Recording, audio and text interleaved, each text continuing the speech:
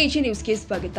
ಕ್ರಾಂತಿನೆಲ ಕಿತ್ತೂರು ತಾಲೂಕಿಗೆ ಇಂದು ಮುಂಜಾನೆ ಭೇಟಿ ಕೊಟ್ಟ ಕರ್ನಾಟಕ ಸರ್ಕಾರದ ಹೆಲ್ತ್ ಮಿನಿಸ್ಟರ್ ದಿನೇಶ್ ಗುಂಡೂರಾವ್ ಹಾಗೂ ಕಿತ್ತೂರು ಶಾಸಕ ಬಾಬಾ ಸಾಹೇಬ್ ಪಾಟೀಲರು ಆರೋಗ್ಯ ಮತ್ತು ಕುಟುಂಬ ಕಲ್ಯಾಣ ಇಲಾಖೆ ವತಿಯಿಂದ ಕಿತ್ತೂರು ಪಟ್ಟಣದ ವ್ಯಾಪ್ತಿಯಲ್ಲಿ 100 ಹಾಸಿಗೆಗಳ ಸರ್ಕಾರಿ ಆಸ್ಪತ್ರೆಯ ನಿರ್ಮಾಣದ ಕಾಮಗಾರಿಯ ಗುದ್ದಲಿ ಪೂಜೆ ಮಾಡಿ ಸನ್ಮಾನ ಸ್ವೀಕರಿಸಿ ನಂತರ ನಮ್ಮ ನ್ಯೂಸ್ ಸಮೂಹದ ರಾಜ್ಯ ಉಪಸಂಪಾದಕ ನಡೆಸಿದ ಸಂವಾದದಲ್ಲಿ ಮಾತನಾಡಿದರು.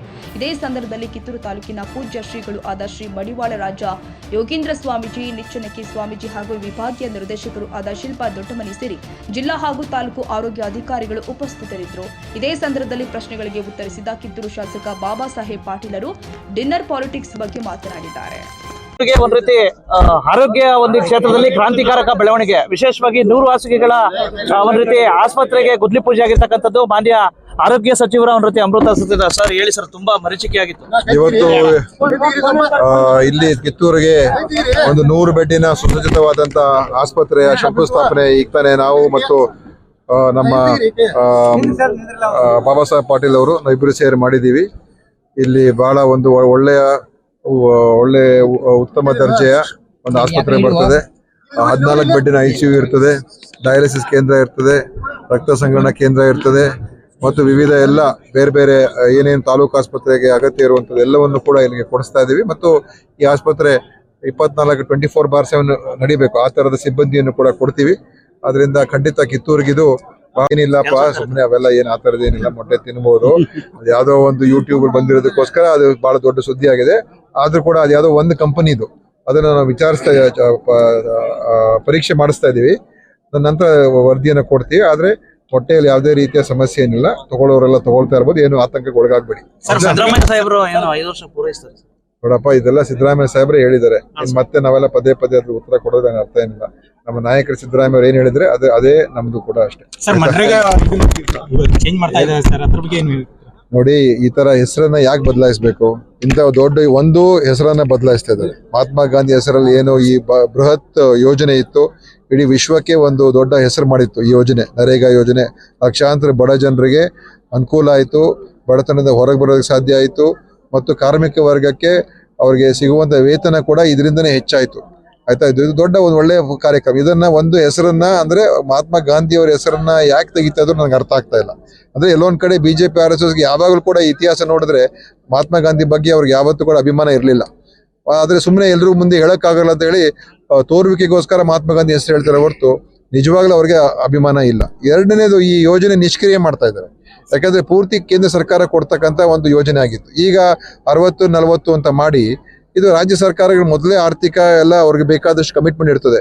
ಸೊ ಈ ಯೋಜನೆ ಅನುಷ್ಠಾನ ಆಗೋದ್ರಲ್ಲೂ ಕೂಡ ಸಂಪೂರ್ಣ ವಿಫಲ ಆಗೋಗ್ತದೆ. ಇದು ನಿಷ್ಕ್ರಿಯ ಮಾಡ್ತಾ ಇದ್ದಾರೆ. ಅತ್ಯಂತ ದುರುದ್ದೇಶದಿಂದ ಕೂಡಿರ್ತಕ್ಕಂಥ ಒಂದು ತೀರ್ಮಾನ ಇವತ್ತು ಕೇಂದ್ರ ಸರ್ಕಾರ ಮಾಡಿದೆ. ಇದು ಅವರು ಮರುಚಿಂತನೆ ಮಾಡಬೇಕು.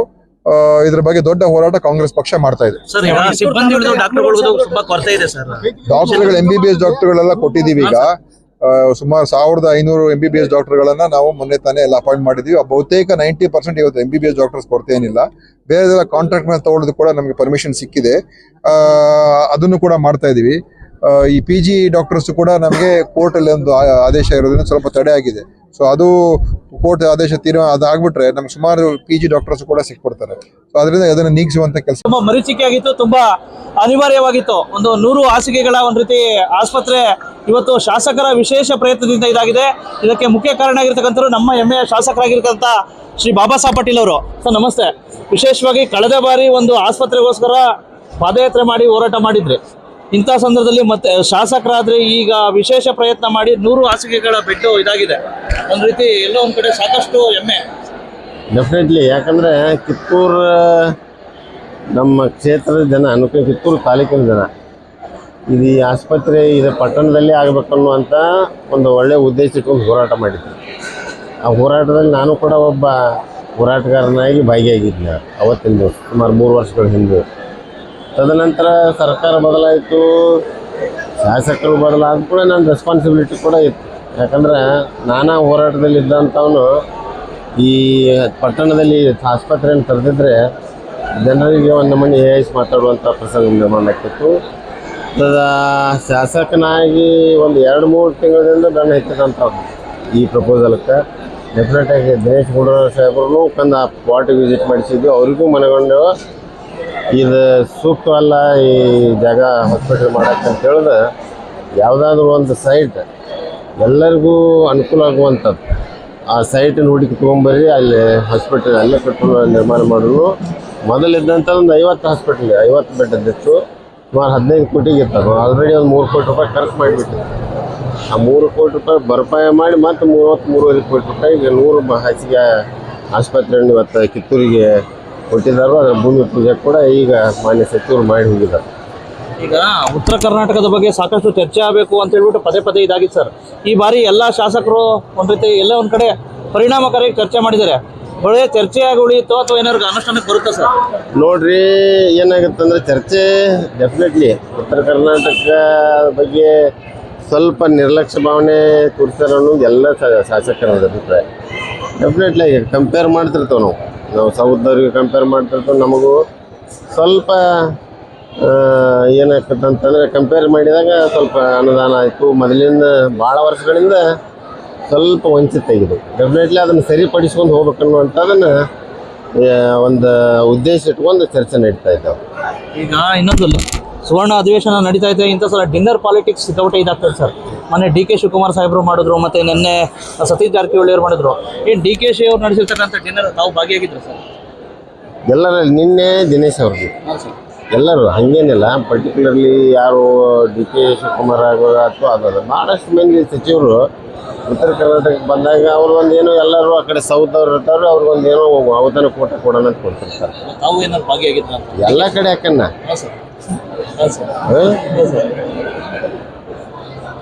ಕರೆದ್ರೆ ಹೋಗ್ಬೇಕಾಗತ್ತೆ, ಹೌದಿಲ್ಲ? ಮತ್ತು ಅದೇನು ಪ್ರಶ್ನೆ ಇಲ್ಲ. ಸಿ ಎಮ್ ಅವ್ರು ಕರೆದ್ರು ಹೋಗ್ತವೆ, ಡಿ ಸಿ ಎಮ್ ಅವ್ರು ಕರೆದ್ರು ಹೋಗ್ತವೆ.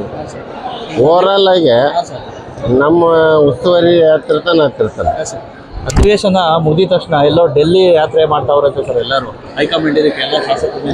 ನೋ ಅದೇನಿಲ್ಲ, ಹೈಕಮಾಂಡ್ ಅವ್ರ ಡಿಸಿಷನ್ ತಗೋತಾರೆ. ಅದು ಡೆಫಿನೆಟ್ ಆಗಿ ನಾವು ಹೇಳಿದ್ರೆ ಅದೇನು ದೊಡ್ಡ ಪರಿಣಾಮಕಾರಿ ಅಲ್ಲ. ಇನ್ನೊಬ್ಬರು ಬಂದು ಇನ್ನೊಂದು ಮಾಡಿದಾಗಲ್ಲ. ನಮ್ಮದಾದಂಥ ಪಾರ್ಟಿದು ಒಂದು ಹೈಕಮಾಂಡ್ ಐತಿ, ಅವರು ಡೆಫಿನೆಟ್ ಆಗಿ ಡಿಸಿಷನ್ ಏನು ತಗೋತಾರೆ ಎಲ್ಲರೂ ಮಾಡ್ಬೇಕಾವು. ಸಿದ್ದರಾಮಯ್ಯ ಸರ್ 5 ವರ್ಷ ಪೂರೈಸ್ತಾರೆ ಅಂತ ನಂಬಿಕೆ ಇದೆಯಾ ಸರ್? ಅವ್ರು ಪೂರೈಸ್ತಾರೋ ಏನು ಮುಂದುವರಿತಾರೋ ಅದ್ರ ಬಗ್ಗೆ I don't want to comment. ನಮ್ಮ ಹೈಕಮಾಂಡ್ ಏನು ಹೇಳ್ತಾರೋ ಅದಕ್ಕೆ ಬದ್ಧ. ಈಗ ಬೈಲಹೊಂಗಲ ತಾಲೂಕು ಆಗಬೇಕು ಅಂತ ಇದು ಮಾಡಿದ್ದಾರೆ ಸರ್. ಒಂದು ಸುದ್ದಿ ಇದೆ ಸರ್, ಬೈಲಹೊಂಗಲಕ್ಕಿಂತ ಸಾಕಷ್ಟು ಐತಿಹಾಸಿಕವಾಗಿರ್ತಕ್ಕಂಥದ್ದು ಕಿತ್ತೂರು ಹೆಸರಿದೆ ಸರ್. ಬೈಲಹೊಂಗಲ ತಾಲೂಕು ಸರ್, ಬೈಲಹೊಂಗಲ ಜಿಲ್ಲೆ ಆಗಲಿ ಸರ್, ಬೈಲಹೊಂಗಲ ಜಿಲ್ಲೆ ಆಗಲಿ, ಬಟ್ ಕಿತ್ತೂರು ಹೆಸರು ಇಡ್ಲಿ ಅಂತ ಹೇಳ್ಬಿಟ್ಟು ಒತ್ತಾಯ ಇದೆ ಸರ್. ಅದು ಮೊದಲು ಮಾಡಿ ಆಮೇಲೆ ಕೈ ಎತ್ತು. ಹಾಂ ಸರ್. ಈಗ ಏನಾಕೈತಿ, ಹಾಂ ಸರ್. ಬಹುತೇಕ ಹಿಸ್ಟ್ರಿ ಸ್ವಲ್ಪ ಹೋಗ್ಬೇಕು. ಹಾಂ ಸರ್. ಇವೇರಿನ ಸಂಪಗಾಂವ್ ತಾಲೂಕು, ಬ್ರಿಟಿಷ್ ಇದ್ದಾಗ ಸಂಪಗಾಂವ್ ತಾಲೂಕಿನಾಗ ಇದ್ವಿ. ಆಮೇಲೆ ಬೈಲಹೊಂಗಲ್ ಹೋಯ್ತು, ಆಮೇಲೆ ಕಿತ್ತೂರು ಹೀಗಾಗೈತಿ. ಆ ಸಂಪಗಾಂವ್ದವ್ರು ಮೊದಲು ನಮ್ಮನ್ನು ಮಾಡ್ರಿ ಅಂತ ಕುಂತಾರೆ. ಬಟ್ ಸಂಪಗಾಂವ್ ಯಾಕೆ ಬಿಟ್ಟು ಹೋಯ್ತು, ಕಿತ್ತೂರು ಯಾಕೆ ಆಯ್ತು ಅಂತ ಅನ್ನೋದು ಇತಿಹಾಸ ನೋಡ್ಕೋಬೇಕಾಗ್ತದೆ. ಇದಕ್ಕಾದಂಥದ್ದು ಒಂದು ಐತಿಹಾಸಿಕ ನೆಲದ ಇದೈತಿ. ಅದಕ್ಕೆ ಚೆನ್ನಮ್ಮನ ಕಿತ್ತೂರು ಇನ್ನೂ ಡೆವಲಪ್ ಮಾಡೋಣ. ತಾಲೂಕು ಮಾಡಿ ಎಲ್ಲ ಆಫೀಸಸ್ ತಂದು ಫುಲ್ ಫ್ಲೆಜ್ ಆದಮೇಲೆ ಮತ್ತೆ ಮುಂದಿಂದ ಕೊಡೋಣ. ಕೊನೆಯ ಪ್ರಶ್ನೆ ಸರ್, ಈಗ ಕಿತ್ತೂರಿಗೆ ಸಾಕಷ್ಟು ತಾಲೂಕುಗಳು ಇದಾಗಬೇಕು, ಏನಾದ್ರು ಈ ಸಲ ಬರ್ಬೋದು ಸರ್ ಗಂಗಾವತಿಲಿ ಏನಾದ್ರು? ಡೆಫಿನೆಟ್ಲಿ ಈಗ ಸರ್ವೇದು ಶಿಫ್ಟ್ ಆಗುತ್ತೆ. ಹಾಂ ಸರ್. ಆಮೇಲೆ ನಮ್ದು ಆ್ಯಸ್ ಇಟ್ ಈಸ್ ನಮಗೆ 2-3 ಡಿಪಾರ್ಟ್ಮೆಂಟ್ ಬೇಕಾಗಿದ್ದಾವೆ. ಹಾಂ ಸರ್. ಈಗ ಜಡ್ ಇಂಜಿನಿಯರಿಂಗ್ ತೊಗೊಂಡ್ಬರ್ಬೇಕಾದ್ರೆ ಫಿಸಿಬಿಲಿಟಿ ಬರ್ದಕ್ಕೆ ಬಿಟ್ಟಿದ್ದಾವೆ. ಅಂದರೆ ಎಲ್ಲ ಎವ್ರಿಥಿಂಗ್ ಇದು ರೆಡಿ. ಅದನ್ನು ಬಿಟ್ಟರೆ ಯಾವುದು ಈಗ ನಿನ್ನಂತೆ ಸ್ಟಾರ್ಟ್ ಮಾಡಿದ್ದೆವು. ಯಾವುದು ನಮ್ಮ ಸಿಟಿ ಸರ್ವೇದಲ್ಲಿ ಓದ್ತವೆ. ಬಿಟ್ಟರೆ ಇನ್ನೊಂದು 2 ಡಿಪಾರ್ಟ್ಮೆಂಟ್ ಅದಾವೆ. ಟ್ರೆಜರಿ ಕೂಡ ಅದು ಒಂದು ಸ್ಟ್ರಾಂಗ್ ರೂಮ್ ಬೇಕಾಗೈತಿ. ಡೆಫಿನೆಟ್ಲಿ ಈಗ ಮುಗಿದ ತಕ್ಷಣ ಕೊಡ್ತೀನಿ ಅಂತ ಅನ್ಬೋದು. 3.5 ಕೋಟಿ ಏನು ಮಾಡ್ತೀವಿ ಸರ್? ಈಗ ಬಿಲ್ಡಿಂಗ್ ಕಟ್ಟಿದ್ರಲ್ಲ, ಅದು ಏನಕ್ಕೆ ಉಪಯೋಗ? 3 ಕೋಟಿ. 3 ಕೋಟಿ ಸರಿ, ಬರೀ ಕೋಕ ಇತ್ತ ಸ್ಟ್ರಕ್ಚರ್. ಅದಕ್ಕೆ ಡಾರ್ಮೆಟ್ರಿ ಫರ್ನಿಚರ್ ಬೇಕು, ಸೌಂಡ್ ಸಿಸ್ಟಮ್ ಬೇಕು, ಚೇರ್ಸ್ ಬೇಕು, ಆಮೇಲೆ ಮುಂದೆ ಪೇವರ್ಸ್ ಬೇಕು, ದೊಡ್ಡ ಡ್ರೈನ್ ಆಗ್ಬೇಕು, ಕಂಪೌಂಡ್ ಆಗ್ಬೇಕು. ಈಗ ಇದಕ್ಕೆ ದುಡ್ಡು ಅದು. ಈಗ ಅದನ್ನ ಬೇರೆದಕ್ಕೆ ಬಹುಪಯೋಗಿ ಉಪಯೋಗಿಸ್ತಾರೆ. ಯಾವ್ದು ಹೇಳಿ ಸರ್? ಇದು ಹಾಸ್ಪಿಟಲ್ ಇದಾಯ್ತಲ್ಲ ಸರ್, ಇದಾಗಿತ್ತಲ್ಲ ಸರ್? ಹಾಸ್ಪಿಟಲ್ ಅಲ್ಲ, 3 ಕೋಟಿ ಅದು ಅಂದ್ರೆ ನೀವು ಸರ್, ಅದು ಹಾಸ್ಪಿಟಲ್ ಇದಾಗಿತ್ತಲ್ಲ ಅಲ್ಲಿದು. ಅಲ್ಲಿದು ಈಗ ಸ್ಟಿಲ್ ಅಂಡರ್ ಲಿಟಿಗೇಷನ್ ಅದು.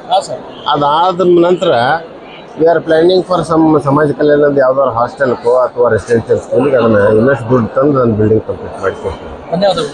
ಇವಿಷ್ಟು ಒಟ್ಟಾರೆ ಶೀಘ್ರತೆ ಗೊತ್ತಾಯ್ತಲ್ಲ ಮನೆ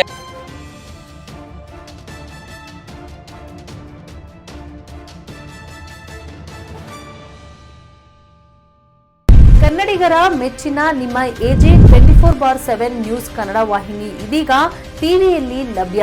ಒಂದು ವೇಳೆ ನೋಟಿಸ್ ಕೊಟ್ಟಿದ್ರೆ ವಾಪಸ್ ತಗೋತೀವಿ.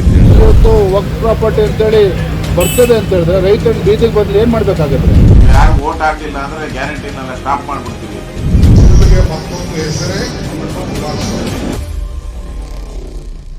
ಕರ್ನಾಟಕ ಮತ್ತು ದೇಶ ವಿದೇಶ 360 ಡಿಗ್ರಿ ಸುದ್ದಿ ಹಾಗೂ ಉತ್ತರ ಕರ್ನಾಟಕ ಬೆಳಗಾವಿ, ಬಾಗಲಕೋಟೆ, ಧಾರವಾಡ, ಹಾವೇರಿ, ಗದಗ, ಬಿಜಾಪುರ ಜಿಲ್ಲೆಯ ಕ್ಷಣ ಕ್ಷಣದ ವಿವರವನ್ನ ಪಡೆಯುವುದಕ್ಕೆ ಎಜೆ 24/7 ನ್ಯೂಸ್ ಕನ್ನಡ ವಾಹಿನಿಯನ್ನ ಲೈಕ್ ಮಾಡಿ, ವಿಡಿಯೋಗಳನ್ನ ಶೇರ್ ಮಾಡಿ, ಕಮೆಂಟ್ ಮಾಡುವ ಮೂಲಕ ನಮ್ಮ ವಾಹಿನಿಗೆ ಸಹಕಾರ ನೀಡಿ ಮತ್ತು ಚಾನೆಲ್ ಅನ್ನ ಸಬ್ಸ್ಕ್ರೈಬ್ ಮಾಡಿ. ಧನ್ಯವಾದಗಳು.